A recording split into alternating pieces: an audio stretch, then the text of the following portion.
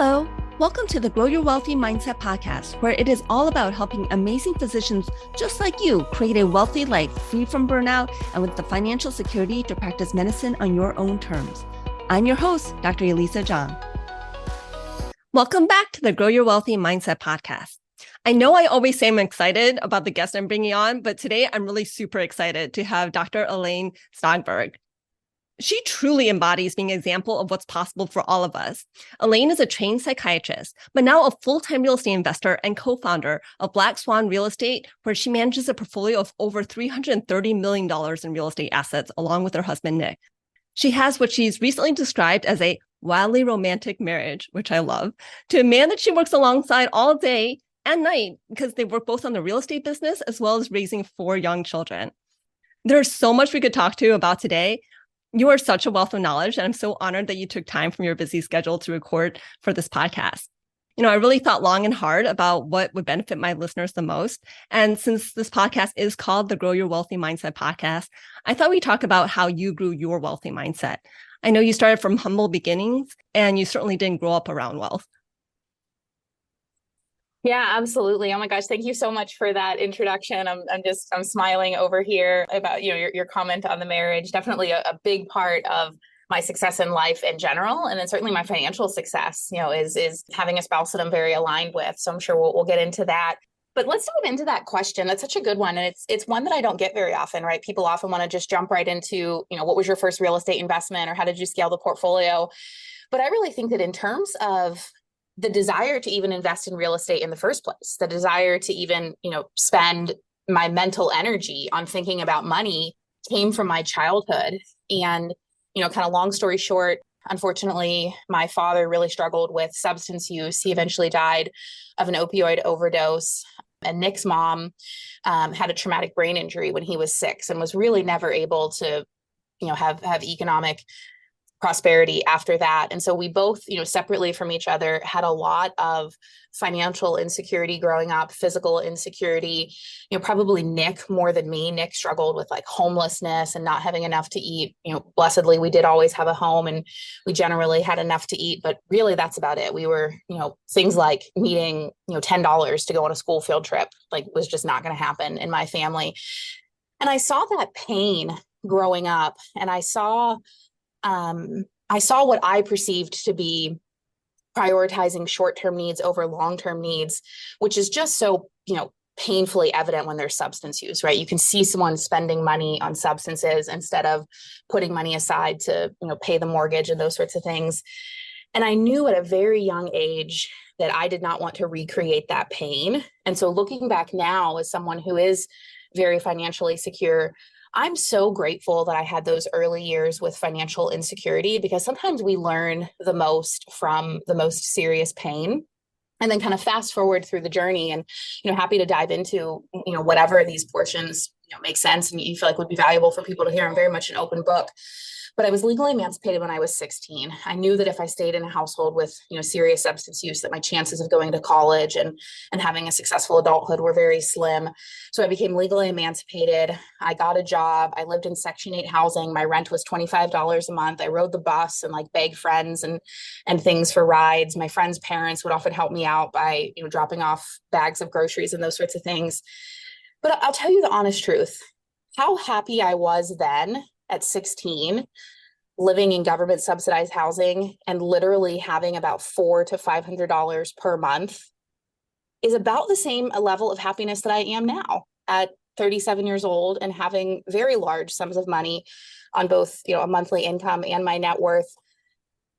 Because happiness is somewhat related to money. And I specifically want to share a story about financial security in the moment I had financial security, but who I am as a person didn't really change.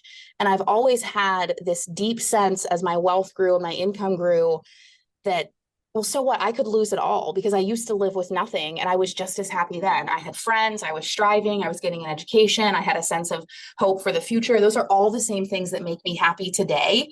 Money just makes things a little bit easier, but it doesn't actually change who we are on the inside. That's an amazing insight that you had, especially being happy as a teenager who had to actually really grow up and be an adult really quickly. Hmm. Yeah, I think it came from, I didn't have much money. I was working at McDonald's. I remember the very first time my paycheck broke $200 in that 2 week period, but I had control of the money. And I was so fascinated with doing things like always making sure my gas tank was full, because that was like a type of saving money, of having resources, saving as much as I could, eliminating any things like gum and sodas and those sorts of things. I mean, that's the level of budgeting I had to do, was like, can I afford a soda? Well, no, because I could take that, $1.50 and set it aside for the future. And then just kept that mindset growing up. And I'm very lucky. I don't know how I, first became interested in it, but I became interested in things like Suze Orman and David Ramsey. And there's a lot about their philosophies that I don't think necessarily make sense for high income earners or people who are really trying to grow their net worth. But for some basic budgeting stuff, they're really, really good. David Ramsey talks about staying out of personal debt. And it just made so much intuitive sense to me. I had seen my parents struggle with debt, and I'd seen them like sit down and try to decide which credit cards to pay and those sorts of things. I said, I don't ever want to have to do that.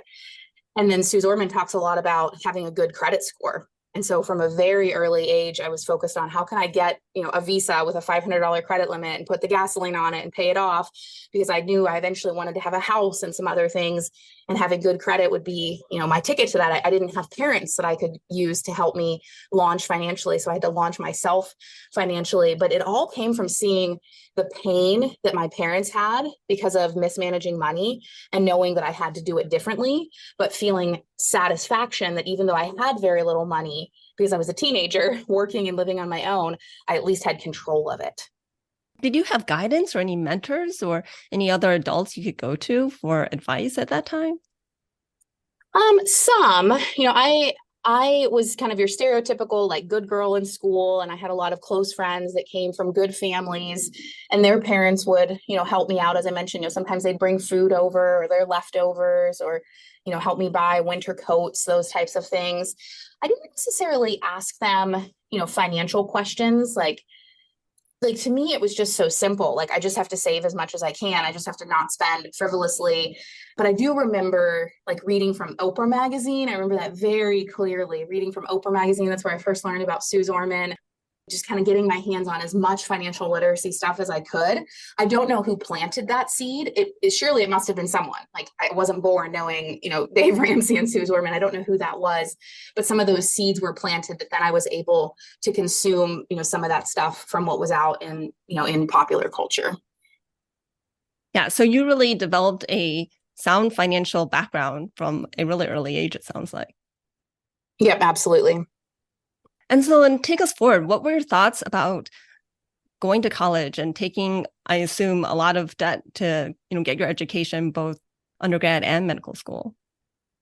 Yeah, so I did take a lot of debt. I went to a private school right in my hometown, and I'm glad that I did that. I got a phenomenal education. I was, turned into an adult there. I was really raised by my professors there. Very small, religiously affiliated school. I'm so grateful for that. But to kind of speak to like some limiting beliefs, I had been offered a full ride at the University of Pittsburgh because of my SAT scores. And I had some sense that like that was pretty valuable, but I was so afraid of moving to the big city, because as kids, we hadn't gone to the big city, and we were taught it was dirty and you would get robbed, and all of these limiting beliefs about big cities. And so I stayed locally and instead went into a lot of debt to go to a private school. And I don't exactly know what the lesson there is, because in the end, I got a really good outcome. But just to speak to the limiting beliefs that we sometimes have, that I was so afraid of the unknown that I turned down a full ride and housing and everything at a larger school in order to stay at a smaller school. Maybe that's an example of the universe is always working for you, those sorts of things. But I went to a private school. I got as many scholarships as I could. I would apply for, all of the things. At one point, I worked at a gas station for several years, and there was the National Convenience Store Scholarship. So I got that for several years. It was like $3,000 a year or something, but trying to stack up as much of this as I could. And I got all the Perkins grants and loans and all of those sorts of things. And I just had a sense that, of course, I have to do this, that if I wanted to break away from my family and change the way my adulthood looked from the other adults in my life, I had to do things differently. And I knew so little about it. When I look back now, I'm just like humored with myself. I remember reading the catalogs in the high school guidance counselor's office. This was kind of like a little bit pre-internet. And you're going through these catalogs and there's like the name of a school and it's like undergrad and graduate. I'm like, well, I don't want to do undergrad. Who wants to do under anything? Like, I just want to go straight to graduate school. And she's like, well, no, like you have to. Like, that's how little I knew about the process. I just knew that I had to keep going in my education and had to keep striving for that next level. And again, I got so much more than just my education out of it. I really became a young adult. I was really nurtured there. Professors, kind of took me under their wing because they knew I was parentless, and I would pay a million times over for my education again to get not only the education, but all the things that came with it. All right. And then what do you think the next step was in terms of, you graduate from undergrad? Did you go straight to medical school? I think you had a hiatus, if I remember correctly. Yeah, I did not go to medical school immediately. I was in a very small class of folks that got a biology degree. I think there were 8 of us, and 7 of us went to medical school, and I did not. And that was probably the biggest limiting belief in my entire life, that people like me don't go to medical school. People who come from where I come from don't go to medical school. I can't afford medical school. It just felt so untouchable. Like, I had wrapped my mind around the idea of undergraduate loans. There's no way I could wrap my mind around the idea of medical school loans. And I had worked all through undergrad, whereas I had a belief that if I went to medical school, I would not be able to work. And so I went to graduate school. That felt kind of more of like a continuation to me than this big identity shift. And again, everything kind of works out exactly the way it's supposed to. I got my master's degree in health administration and policy, which is basically like an MBA, but for healthcare. And I use those lessons and skills every single day running my business. I've always had this interest in the human body and business, and I've kind of bounced back and forth. Got my biology degree, then my business degree, then went to medical school, then psychiatry. Now I'm doing business. So I went to graduate school. And then when I finished graduate school, I got a job with a really wonderful pediatrician, Dr. Laura McGuinn. I love her so dearly. And she was really just a pivotal role in my life in really helping me to break away from some of the mindset that I had around belonging. So I had kind of cleaned up a lot of the things around saving and making sure I had resources and food and gasoline and rent was paid in advance and those sorts of things. I felt pretty financially secure, but I still had this big piece of my heart that felt like, well, I didn't belong. Like I was the kid that came from the poor family, or I was the kid with the background that you didn't really talk about, or, shame, guilt, all of those things. I remember so vividly. I had been hired by Laura. I was working for her for, I don't know, a month or two. I was 24 years old at the time. Nick and I had just started dating. We weren't married. And she was like, why don't you and your boyfriend come over for dinner? And I was like, Nick, a doctor wants to have dinner with me. Like a doctor wants to spend time with me. And I went to dinner with her, had a wonderful time with her husband. He was also a physician. They were just so relatable. They were working on adopting a child. Nick and I were in this early stage of our relationship. We both were able to talk about, the excitement we had for these next phases of our lives. And in those several years I worked for her, she started to ask questions of like, well, why didn't you go to medical school? And I'm like, oh, not me, not people like me. And she helped me to clean up all that mental garbage. And I applied to one medical school and I got in, and that, kind of changed the trajectory of my life. And kind of the story there is for those of us, for all of us, but particularly for those of us that are in a position of authority, or, we kind of have a little stamp next to us from society, like the seeds that we can plant in people are just so special. And we can all do that. But there's this little extra oomph that we get when we have letters after our name, or, we're a certain profession or something. Like, I'm sure when she invited me to dinner, it meant nothing more to her than, hey, let me take out this person that is new on my team. And to me, it was a pivotal change in my life, because it was someone believing in me and kind of helping me wash away that constant belief of like, well, people like me don't do that. And so I just think about that so much now as an adult, of the seeds that I can plant in young people's lives and other people's lives, and just really recognize that privilege that we have of being able to see someone else's potential and help them to see it for themselves too. Yeah, it just shows how mindset can change everything, right? You've always been a capable person, but you just didn't believe that it was for you until that seed was planted Mm-hmm. by that one conversation, that one dinner. Mm-hmm. And then, so we know that you've already started building your financial education kind of early. When did you start actually thinking about investing? So in that early 20s period, after graduate school, I had met Nick. And that's when I was starting to, even though I was, biologically pretty young, I was about 24 at that time. You have to remember I had been in adulthood for about 8 years at that point. So I was starting to think about things like, do I want to buy a house? What is this retirement thing? How can I get promotions at work, earn more income, those sorts of things. And that's when I did start going to people who were a generation ahead of me. Typically, these were like parents of my friends or maybe some colleagues that I had. And I would ask very concretely, like, hey, what are you doing in your marriage that works so well? Hey, this friend of mine seems like you raised her really, really well. What can I do so that when I'm your age, I have children that are as successful as the children that you've raised? What are you doing about money? How are you, how do you have this house and these things? And just asking from a place of curiosity. It seems taboo to talk about money in our culture. Blessedly, I think that's changing. Like, I love your podcast that just kind of puts it out there. But I think if you come from a place of curiosity with someone and say, I just want to know how you're doing it, or what's working for you, what's not working for you, people tend to be eager to help. And I heard this common theme of real estate that, they would say, well, I'm a physician, but I'm actually putting my money into real estate, or I'm an attorney, but I'm actually putting my money into real estate, or yeah, I own that business, but I'm actually putting my money into real estate.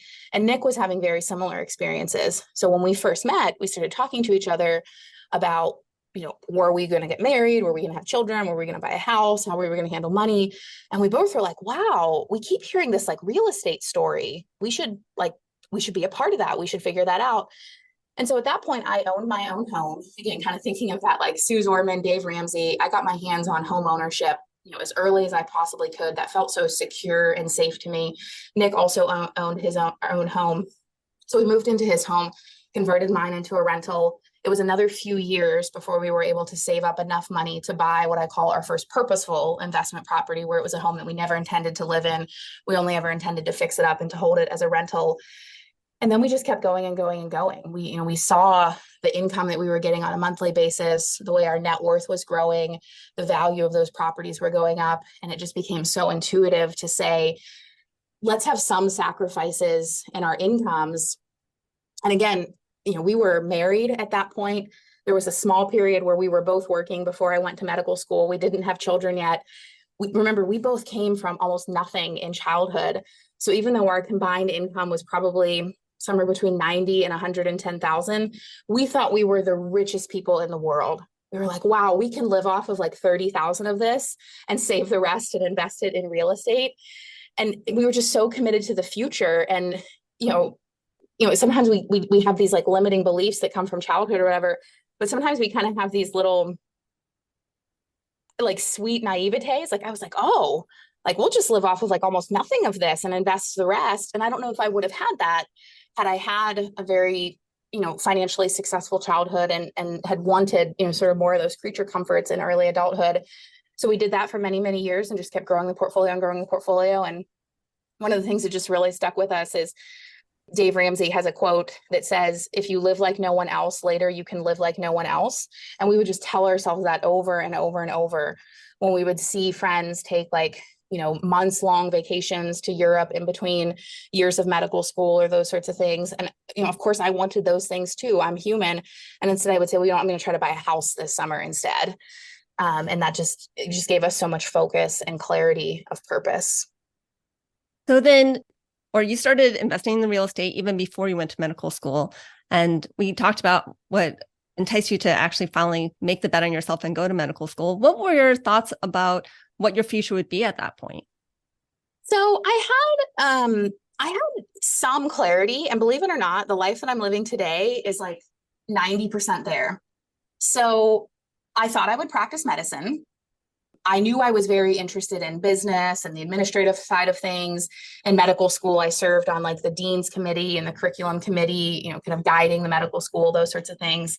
And as I was choosing my specialty, I in my mind lumped the specialties into three. I lumped them kind of all into internal medicine. And in my mind, that was basically folks that prescribed medications.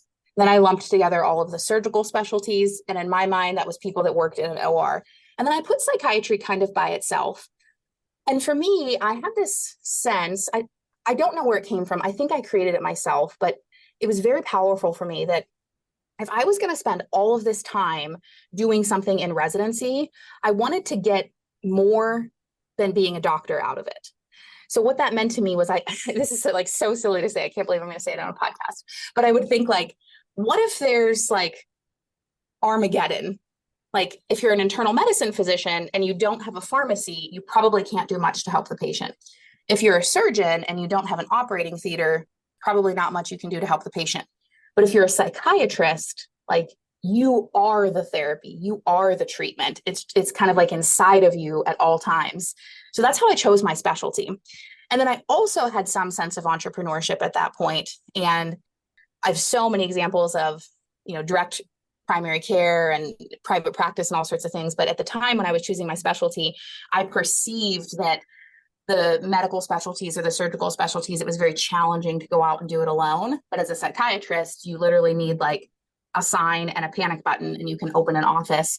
So I had this vision that Nick and I would own an office building and he would run a business on one side. I didn't think it would be real estate. I thought it would be something tech related. That's what he did before our real estate business grew enough that we started focusing more of our efforts there. And then I would have a psychiatry practice on the other side, and no one would know that we were married or that we were running these businesses side by side. And we'd have like a little secret office in the middle where we'd have lunch together and there'd be like a crib in there and our nanny would be there with whatever little child we had at that time. So we'd see our little babies and spend lunch together and then go off, he'd go to the right side of the building, I'd go to the left side. And that's kind of what happened, except we're doing it in our real estate business. So I had some sense that I wanted to work for myself. I had some sense that I wanted to do something that was just like who I am. It's just like inside of me at all times. And that I wanted to do something alongside Nick. And then as our real estate portfolio grew and grew and grew, it became obvious that if we spent more of our time and attention there, that we could make not only our own family's wealth with our real estate, but really help a lot of other families through offering passive investing. And then that became the thing that we dedicated our full-time efforts to, Nick in 2019 and myself in 2020. This is a super fun interview. This is getting at all sorts of stuff that, there's tons of interviews out there about how'd you do your first investment? How'd you do your second? But these are fun questions that I've not really talked about before. Oh, awesome. I know we've talked about a lot of your past before. So, I just love to bring it all in because I really think it is about mindset and just knowing like where you came and where you are. It's that mindset that you have that's really gotten you where you are now. Mm-hmm. So I know you're a big proponent of setting goals and you're even doing a goal workshop this week. When did you actually start yourself, like writing down goals, looking at 3 years, 5 years, whatever timeline you're looking at? So I've always been very interested in self-help and growth. You remember going to like the Barnes and Noble section and going to that, area, that section of the store, but I would have like a shame about it. Like I would get books from the self-help section and I would go sit in the cafe like, oh my gosh, I hope no one saw, what part of the store I got a book from. So I've always had that interest, but I really leaned into it and became proud of it, probably just in the last like 10 years. And I think our culture has moved that way too, that it's accepted and desired to be focusing on personal growth and always trying to improve yourself. I really started focusing on goals probably in about 2014. And in the beginning, it was just things like, talking about them, maybe making a list with Nick, and then literally like throwing the list away, or it's in, a journal somewhere. Then we started using Google Drive. So we'd have it and we'd be able to like pull it up on our phones and reference it. And getting more and more serious about the process of, I should look at this once a quarter. Hey, what if I looked at this once a month? Hey, what if I like built my weekly schedule around the goals that I have, particularly when I went into full-time entrepreneurship, because then I could control all of my time and I could really build my calendar around the outcomes that I wanted to have for that year. And I remember so vividly in 2018, I was setting the goals for 2019. And the first thing I always do with my goal setting is I would go back and look at the goals that I had written for the year before. And it was on a Google Doc. And I was like, oh, that one happened. oh, that one did. Oh, that one did too. Oh, wow. Oh, wow. I remember when I wrote this, these were things like double our portfolio, start a property management company, like things that were so outside of the scope of reality when we wrote them down. And they all came true. And I just instinctually knew in that moment that that's a gift that's available to all humans, that I wasn't anything special. I wasn't divine or anything like that, that is our birthright as humans, to envision the future and then create it. It was what separates us from all other animals.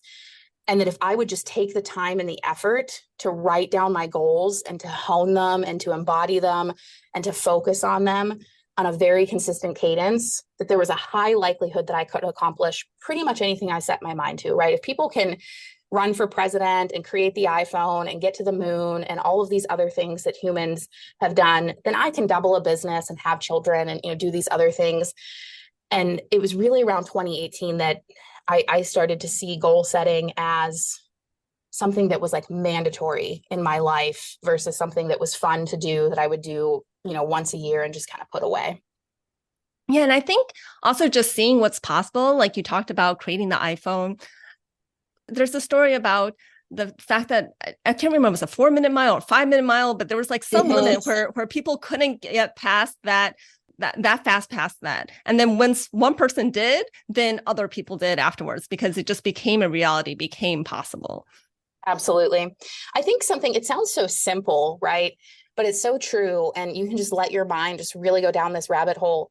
Like, to the listener, like wherever you are, just look around. Are you, listening to this in a car? Like someone had the idea at some point in human history, wow, I bet we could get from point A to point B faster, all the way back to, I bet we could create this thing and call it a wheel, to, I bet we could, put wheels on a cart and use animal power, to, I bet why don't we try to do this with an engine? Why don't we try to do this with an electric engine? Like, some human at some point had to think that idea when no one else had thought it, and to see it in their mind's eye, and then to bring other people to see it until it became a physical reality. And then once it becomes a physical reality, then lots of people can get behind it. Like, the 4-minute mile, or, the first time Steve Jobs held up the prototype of the iPhone in the room and everyone thought he was kind of crazy. And now, the whole world has them. But when you the curtains, like everything around you at one point didn't exist, and a human had to say, wouldn't it be nice if we had this thing? That's who we are as humans. That's like, we're born into that family, that we get to see in our mind's eye what we want for ourselves and then go out and create it. And everything we touch is living proof of that.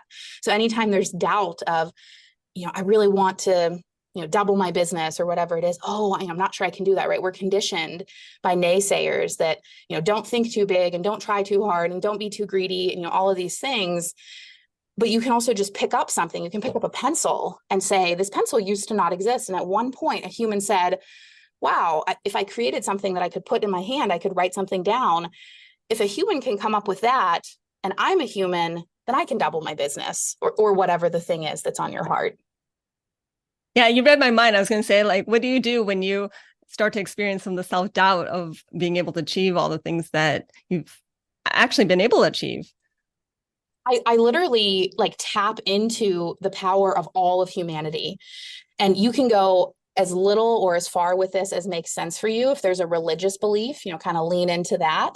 If there's not a religious belief, maybe think about, where did the universe come from and the Big Bang? And there's something bigger and greater than us. But I mean, I will literally do things like get my phone out of my pocket and hold it in my hand like a little baby, and say to myself in my mind, a human came up with this. A human decided, wouldn't it be neat if we could have a computer and a radio and a GPS and a camera and a video recorder and the internet and all of these things in our pocket, and then made it happen? That person's a human. I'm a human. Therefore, whatever it is that I'm writing on my paper, chances are I can make it true too. And then you can just expand that of, if there's a creator you want to think about, my creator made me divinely. If my creator made me, it's because I have unlimited potential. Or if someone, is more non-religious, I came from the universe. I'm billions and billions of years old. The atoms that are in me were there at the beginning of time. If that can happen, then I can lose the 30 pounds that I want to lose, or whatever it is, like just tapping into the magnificent potential that's available to us as living human beings and being a part of that story, then all of a sudden that feeling that we all get, we're all humans, that feeling of like, well, I can't make this happen. It seems laughable. Like if humans can come up with an iPhone, you can do whatever's on your list. If humans can get us to the moon, you can do what's on your list, because you're part of that same family. I love the way you think. No, thank you. I sound a little crazy, so I'm glad you like it. So I know you're a fan of coaching and that you're even launching a coaching program. When did you get started with coaching, and how do you feel like it's been beneficial to you? So if we lump in the personal growth that I did in childhood, which was distinctly not coaching, this would have been therapy. But very early on, I started working with a therapist in like as early as elementary school because of the challenges in my family. And then I really dove into therapy in college. And again, therapy and coaching are very, very different. But the thing that brings them together is it's a focused time to really get to know yourself, to question where the thoughts that you have in your head came from, to rewrite your story into a more empowering story, to think about the future and how you're going to get there. So again, I'm really a believer that anytime there's pain in our lives, that really is just an opportunity for growth.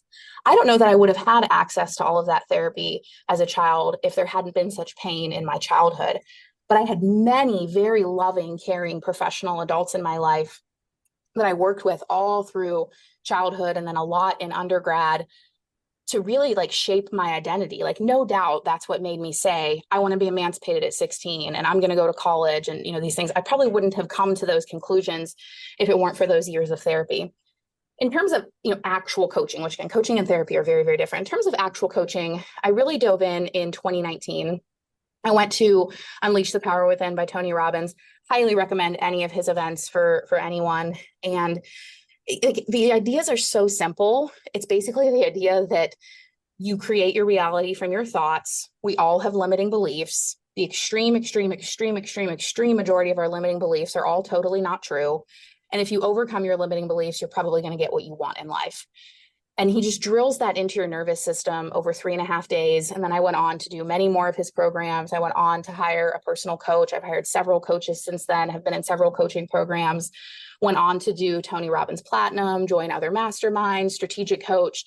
Like really, I was able to see, for every hour or dollar I spent on coaching or masterminds or improving myself, I could see the very tangible ROI. In terms of how big the business was growing, in terms of what our income was, in terms of the people that I knew, the relationships that I had, the conversations I was having, the experiences I was having. And so now I spend probably about 20% of my time and 20% of our income on some type of coaching, mastermind, group, training. And, to me, it's almost like I have to be doing these things, right? People have entrusted me with so much money through our passive real estate investments that it's like my moral obligation to them that I constantly be working on making myself better so that I can make the business better, so that I can tend to their money even better. And so that's how I think about it, is like coaching is like, you have to do it. It is your obligation as a person that wants to grow, that you have to be committed to your personal growth, particularly if you're bringing other people into your life, whether that's customers, investors, clients, whatever. If you're bringing other people into your vision, it's your duty to them to be focused on your personal growth.